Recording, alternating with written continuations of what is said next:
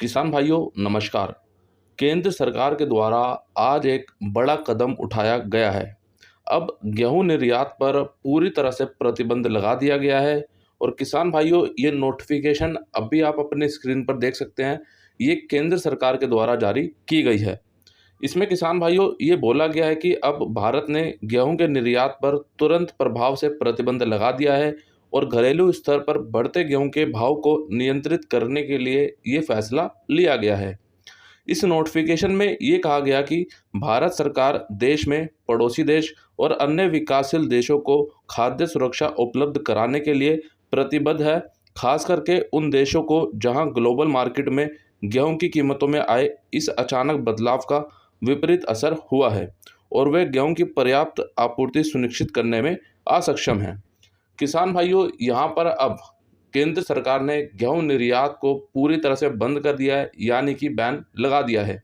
पिछले एक महीने में काफ़ी अधिक गेहूं का निर्यात किया गया और काफ़ी अच्छे स्तर पर गेहूं का निर्यात देखने को भी मिला। जैसा कि हम लगातार गेहूं निर्यात तो कर रहे थे, लेकिन दूसरी तरफ हमने ये नहीं देखा कि हमारे देश में ही गेहूं का भाव इतना ऊपर पहुंच गया कि हमने उसको अनदेखा करते हुए फिर भी गेहूं के निर्यात को जारी रखा। लेकिन अब ये खबरें मीडिया में आने लगी और उसके बाद ये खबरें धीरे धीरे और बढ़ती चली गई, जिसको देखते हुए केंद्र सरकार ने यहाँ पर अब देखा कि हाँ, अब ये भाव और भी ज़्यादा हमारे हाथों से बाहर निकल रहा है, तो उन्होंने गेहूं के निर्यात को पूरी तरह से रोक दिया। लेकिन हम वहीं दूसरी तरफ बात करते हैं कि अभी प्याज का इस वर्ष इतना अच्छा बम्पर उत्पादन देखने को मिल रहा है, उसके बावजूद भी प्याज के निर्यात में किसी प्रकार की भी कोई तेजी देखने को नहीं मिल रही। दूसरी तरफ हमारे प्याज निर्यातक भाइयों की आर्थिक मदद या फिर किसी अन्य तरह की मदद केंद्र सरकार के द्वारा नहीं की जा रही। यहाँ पर केंद्र सरकार से दरख्वास्त है कि कम से कम 1 से 2 महीने के लिए प्याज निर्यात को खुला छोड़ दिया जाए और एक अच्छे स्तर पर प्याज निर्यात होना चाहिए, जिससे हमारे किसान भाइयों को प्याज का एक अच्छा भाव मिल पाए। क्योंकि इस बार उनकी जो लागत आई है उसके चलते अभी जो प्याज भाव मंडियों में देखने को मिल रहा है, उसको लेकर प्याज भाव बिल्कुल भी पड़ता नहीं खा रहा। अभी आगे देखने वाली बात यह होगी कि केंद्र सरकार प्याज निर्यात के लिए कितने अच्छे कदम उठाती है हमारे किसान भाइयों के लिए। और दूसरी तरफ अभी नाफेड की जो मनमानी चल रही है, नाफेड ने जो बोला है कि अब हम इसी भाव पर प्याज को खरीदेंगे, इससे ज़्यादा में हम प्याज को नहीं खरीदेंगे। तो किसान भाइयों, जब नाफेड अपनी मनमानी चला सकता है तो हम क्यों नहीं। भले ही केंद्र सरकार के लिए बफर स्टॉक बन रहा है, लेकिन एक स्पष्ट रूप से ये बफर स्टॉक बनना चाहिए और सब कुछ सारी चीज़ें यहाँ पर साफ होनी चाहिए। लेकिन यहाँ पे अंदर किस तरीके के घोटाले हो रहे हैं वो किसी को भी नहीं पता। और अब दूसरी तरफ इनका नाटक भी शुरू हो चुका है। किसान भाइयों, मैं बात कर रहा हूँ हमारी प्यारी मीडिया की। इनका एक आर्टिकल आप अभी स्क्रीन पर देख सकते हैं। ये खबरें अभी से आने लगी हैं कि बड़ी खबर, महंगे प्याज और टमाटर ने बिगाड़ा किचन का बजट। तो यहाँ पर मुझे ये नहीं समझ आ रहा कि अभी हमारे किसान भाइयों से 4 रुपये 5 रुपये में प्याज को खरीदा जा रहा है और दूसरे शहरों में जो प्याज बिक रहा है वो 20 रुपये 25 रुपये 30 रुपये तक बिक रहा है। आखिरकार इतना बड़ा अंतर कैसे। अभी लगभग बात करें तो अधिकतर मंडियों में एक औसत भाव प्याज का देखने को मिल रहा है 3 रुपये 4 रुपये से लेकर 8 रुपये तक। जो बढ़िया क्वालिटी के कुछ माल हैं वो 10 रुपये तक बिक रहे हैं, लेकिन अधिकतर प्याज आज भी 4 रुपये से लेकर 8 रुपये तक बिक रहा है। दूसरी तरफ यहाँ पर एक बात और बोलना चाहूँगा मीडिया को कि आप इन खबरों को तो बड़ी जल्दी छापते हो, लेकिन क्या आपने यहाँ पर थोड़ी भी कोशिश करी कि आखिरकार हमारे किसान भाइयों से 3 रुपये 4 रुपये में प्याज को खरीद कर दूसरे शहरों में इस प्याज को ही 20 रुपये 25 रुपये और 30 रुपये तक बेचा जा रहा है। आखिरकार ऐसा क्यों। क्या आपने इसकी पड़ताल करने की कोशिश की। तो कृपया करके इस पे ना ध्यान दे करके जो आपने अभी आर्टिकल में लिखा है, इस पे ध्यान दीजिए कि आखिरकार इतना बड़ा अंतर कैसे आ रहा है। ये सारी बातें हमारी केंद्र सरकार के सामने आनी चाहिए कि किसको आखिरकार भाव मिल रहा है, आखिरकार वो कौन है जो यहाँ से प्याज का भाव ले रहा है। बाकी किसान भाइयों, आपकी क्या राय है, आप कमेंट बॉक्स में ज़रूर से ज़रूर लिखें। अब बात करते हैं किसान भाइयों, लहसुन के भाव में एक अच्छी तेज़ी हमें देखने को मिली है।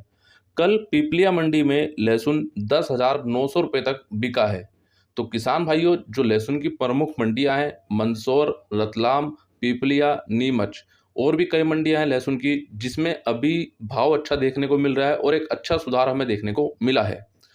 पहले भी किसान भाइयों हमने बात की थी कि लहसुन की प्रमुख मंडियों में ही आप अपने लहसुन को बेचें ताकि आपको एक अच्छा भाव मिल सके।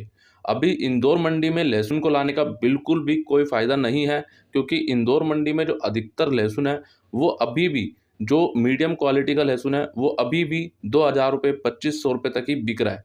बाकी अगर थोड़ा और अच्छा है वो 3,000 रुपये तक बिक रहा है। बाकी कुछ सुपर जो लोट हैं वो 3,500 4,000 रुपये बिक रहे हैं। तो किसान भाइयों इसका खास तौर पे ध्यान रखें, अगर आपके पास प्याज है तो आप प्याज की प्रमुख मंडी में ले जाके बेचें, और अगर आपके पास लहसुन है तो लहसुन की प्रमुख मंडी में ही उसको बेचें, ताकि आपको दूसरे मंडियों के मुकाबले आपको थोड़ा सा भाव वहाँ पे अच्छा मिल सके। अब किसान भाइयों बात करते हैं कि इस वर्ष मॉनसून समय से पहले ही आ जाएगा, आखिरकार किस दिन मॉनसून आएगा और क्या क्या अपडेट मौसम विभाग ने दी है। इस वर्ष केरल में समय से 4 दिन पहले ही मानसून पहुंचेगा। इस बार मानसून सामान्य रहने का अनुमान है। इस महीने 27 मई 2022 को मानसून केरल पहुंचेगा। इस बार मानसून सामान्य से 4 दिन पहले ही आ रहा है।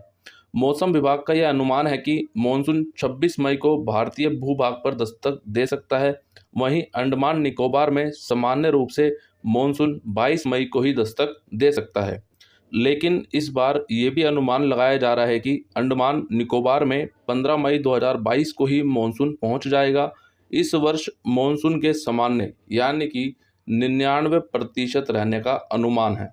किसान भाइयों ऐसा अक्सर बहुत कम होता है कि मानसून सामान्य ही देखने को मिले, और इस वर्ष भी ऐसा देखने को मिल रहा है। अधिकतर हम देखते हैं कि मानसून सामान्य से ज़्यादा होता है या फिर सामान्य से कम होता है, लेकिन इस वर्ष मानसून सामान्य ही देखने को मिलेगा अभी मौसम विभाग के अनुसार। और हाँ किसान भाइयों, अगर आपका कोई भी सवाल हो आप कमेंट बॉक्स में ज़रूर लिखें, ताकि कल के रविवार धमाल में उसको लिया जाए। तो आइए किसान भाइयों बिना देरी के देख लेते हैं आज की इंदौर मंडी की पूरी रिपोर्ट। सबसे पहले बात करते हैं आज लहसुन की। लहसुन आज एक दो लोट ऊपर में बिका 3,500 रुपये तक, सुपर माल 2,300 से 3,000 रुपये, एवरेज माल 1,600 से 2,200 रुपये, मीडियम माल 800 से 1,400 रुपये, हल्का माल 200 से 600 रुपये। और लहसुन में भाव आज लगभग सामान्य देखने को ही मिला। किसान भाइयों लहसुन तो 4,000 रुपये भी बिक रहा है इंदौर मंडी में, लेकिन वो कुछ एक आध लोट हैं जो बिक रहे हैं। अब बात करते हैं प्याज की।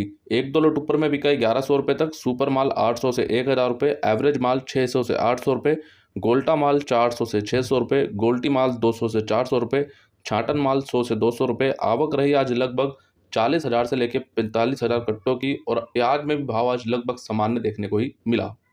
किसान भाइयों अभी जो खेत पे से प्याज के सौदे हो रहे हैं वो भी लगभग 10, 11 और 11.5 रुपये तक हो रहे हैं।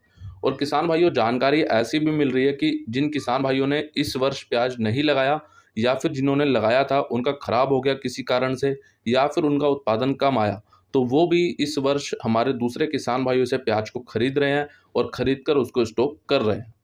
बाकी किसान भाइयों अभी आपके आसपास के क्षेत्रों में या फिर आपके क्षेत्र में क्या स्थिति बनी हुई है प्याज को लेकर, आप कमेंट करके जानकारी जरूर दें।